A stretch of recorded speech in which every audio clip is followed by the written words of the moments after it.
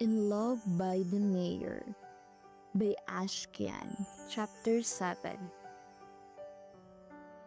Hindi ko na alam kung tama pa ba ang sunod kong ginawa matapos mag-sink in sa sistema ko ang sinabi ni Engineer. Buntis ako.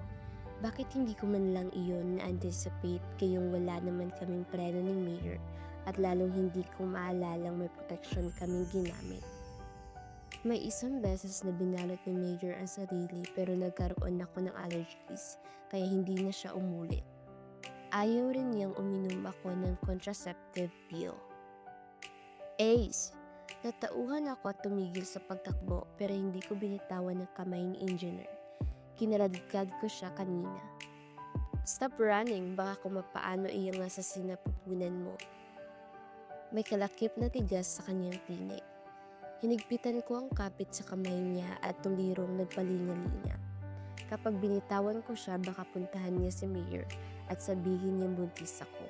Hindi pwede. Ayaw kong malaman ni Mayor. Huwag niyo pong sabihin, pakiusap, huwag po. Napaiyak na ako sa matinding desperasyon at kulang na lang ay bumigay ng utak ko. Si Yanis ang ama niyan? Mahina niyang tanong. Nag-iingat na hindi marinig ng iba ang sinabi niya. Nasa sidewalk lang kasi kami. Umiling ako, naninginig, ang ulo ko ay kumikirot. Nanlalamig ang buo kong katawan. Gusto kong mag-deny pero maniniwala ba siya? Calm down, hinapnos niya ang ulo ko. Pilit akong pinapakalma. Balikan mo munang mama mo. Nag-alala na iyon. Sasamahan kita at ihatid ko kayo pa uwi. Naaninag ko sa mga mata niya ang kakaibang emosyon. Teka, pinaghalong galit na hindi niya mapakawalan at sakit na ayaw niyang palayain. Nagtataka si mama nang mahanap namin siya sa gulayan. Palipat-lipat ang tingin niya sa amin ni Engineer Erland, pero hindi siya nagtanong. Ngayong nagbuwang ang patago na may relasyon ni Mayor, hindi na ako pwedeng magsinungaling sa aking ina. Hindi ngitian ang ginigalo ko sa aking kaarawan, kundi iyak ng mama na alam kong pinipilit lamang kontrolin ang kanyang sarili para huwag akong saktan. Hindi ko naman siya masisisi. Kahit sino ina, hindi ikatutuwa ang maagang pagbubuntis ng isang anak na sagisag sana ng mga pangarap ng pamilya sa hinaharap. Binigo ko siya. Binigo ko sila ni Lolo at Papa kaya tanggap ko ang galit at sama ng loob. Gaano man iyon kalalim at katagal mawala. Hindi ko na sinubukang umimik pa at ipagtanggol ang sarili habang karap ko silang tatlo sa munti naming sala. Wala din naman akong paliwanag at kahit mayroon pa, hindi niyon mababawasan ang aking pagkakamali. Nakayukulong ako at pasulyap-sulyap sa may paanan ni Mama. Naroon ang hand-carrying naglalaman ng perang binigay sa akin ni Mayor. Noong araw na dinala mo rito ang bag, nagdududa na ako. Kahit tinignan ko to noong wala ka. Dito mo pala itinago. Paano kung nginat-ngat ng mga daga iyang pera? May pangbayad ka? Gusto kong isauli mo yan ngayon din. Matigas na payag ni Mama. Sa pagitan ng hikbi at pagpupunas ng mga luha. Gaya ko kanina pa siya umiiyak. Tumango lang ako, nakayuko pa rin. Hindi ko alam kung kailan ko ulit sila matignan ng tuwid. Kinagat kong labi nang makawala ang impit na tangis sa aking lalamunan. Ace, pinagkakatiwalaan kita. Tapos ganito lang? Masasayang lang ba ang tiwala ko sa iyo? Akala ko ba matalino ka? Hindi ako nagkulang ng paalala sa iyo at kampante ako dahil sabi mo huwag ako mag-alala. Tagos sa buto ko ang pait sa bawat salita ni Mama. Hindi pa rin ako kumibo at patuloy lang sa pagluha. Ayaw kong magalit sa sarili ko.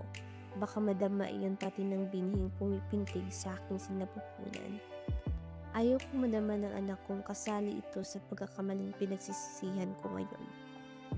Hinapa ko ang aking tiyan at marahang inaplos. Hindi kasali ang anak ko. Wala itong kasalanan at kahit kailan, hindi ko ito ituturing na pagkakamali. Inisip mo siguro hindi ko napansin ang pagbabago sa katawan mo mula nung magtrabaho ka ng munisipyo. Nagpatuloy si Mama. May pangamba na akong mayroon kang lalaking kinakatagpo. Hinintay ko lang na magtapat ka sa akin dahil nangako kang wala kang ililihim.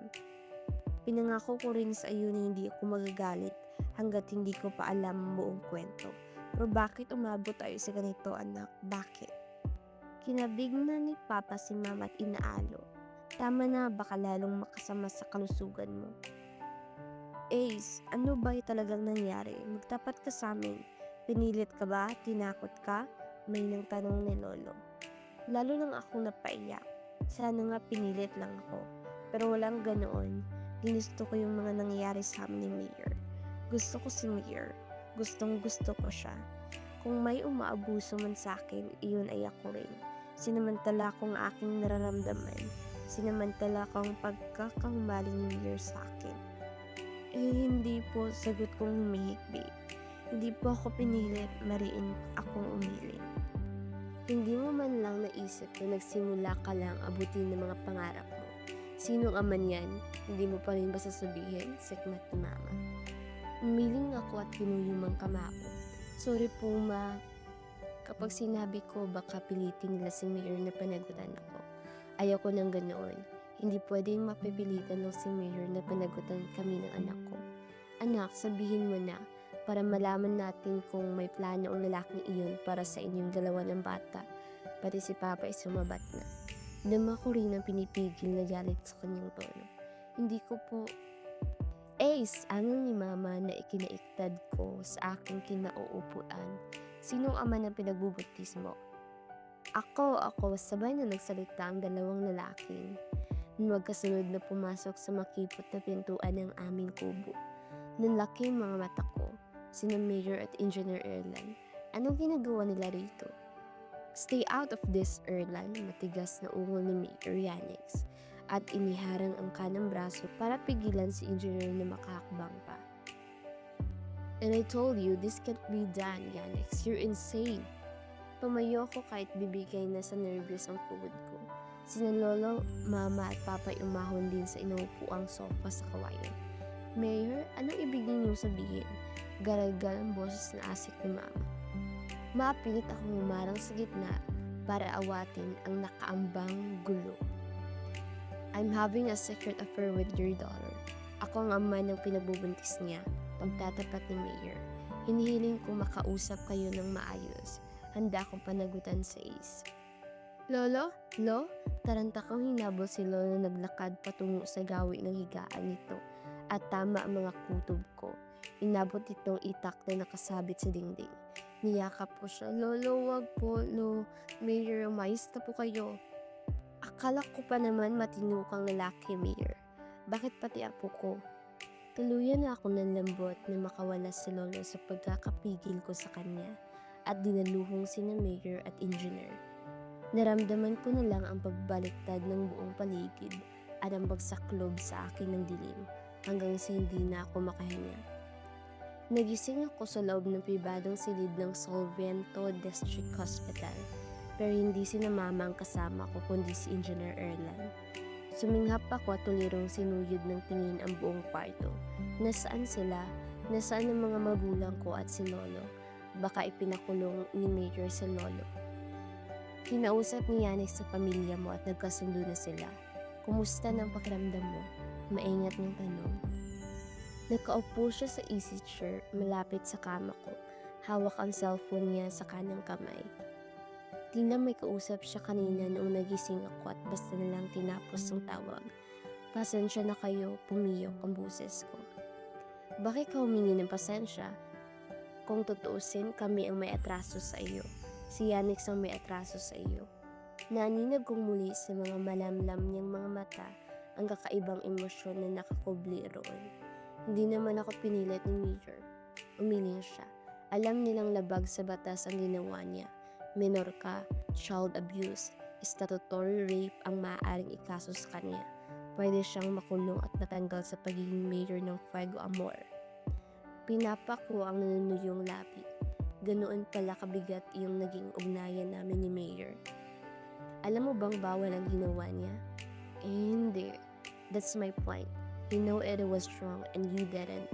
Hindi justification ng mistakes niya ang willingness niyang panagutan kayo ng bata. Pwede pa rin siyang habulin ng batas.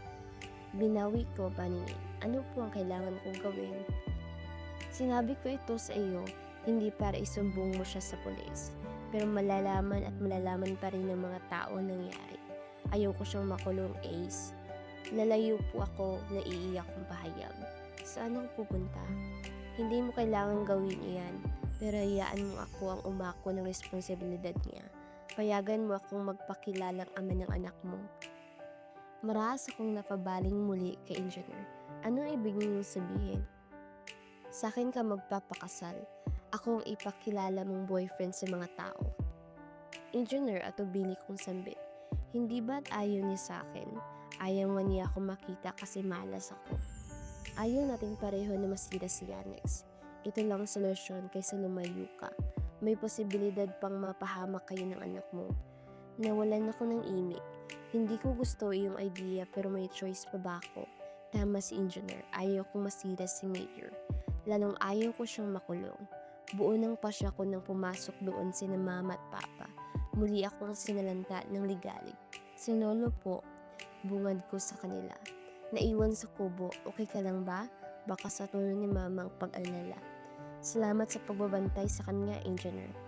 Tumango si Engineer Erlan. Nag-usap na kami ni Mayor anak. Nagpaliwanag siya at nangako siyang, Ma, ka-engineer po ako sasama. Hindi po si Mayor ang tatayong ama nitong baby ko kundi si Engineer. Deklarasyon ko. Umawang ang bibig ni Mama at namutla ang mukha nito. Pati si Papa ay kitang gulat dahil sa sinabi ko. Ace, anong pinagsasabi mo? Pero sapat na sinabi ko at hindi na ako nagpaliwanag pa. Kumikirot ang puso ko. Umihigpit na tila may bahaging pinipisa. Kung bubuksan kong muli ang bibig, baka mabawi ko lang sinabi ko. Tumingin ako kay Engineer Erlan na bahagyang tumango. Noong araw ring iyon ay pinayagan akong umalis ng hospital. Hindi na nakauwi pa sa aming kubo. Kami ni Mama isinama ni Engineer sa kanyang tinitirhan. Si Papa lang ang tumulak pabalik ng Fuego Amor para ikuha kami ng mga gamit. Ace, naguguluhan ako. Ano ba itong ginagawa mo? Pangungulit ni Mama sa akin habang nasasala kami ng townhouse ni Engineer doon sa Soviento. Hindi madaling matunton ang kinaroroonan ng bahay kahit nasa coastal barangay. Bagamat maaaliwalas sa pakiramdam ang kapaligiran na nakikita ko. Gawa sa mga kapal na salaming dingding ang unang palapag, tipikal na modernong townhouse. May sapat na lawak ang sala at kumpleto sa mamahaling appliances. Ang magandang disenyo at kombinasyon ng mga kulay ay patunay na isang mahusay na engineer ang nakatira roon. The room is ready. You can go up, get the one on the right after the corridor intersection. I'll just prepare your snacks. Hinatid kami ng laki sa may paanan ng hagdanang animoy halamang umiikot sa kahoy.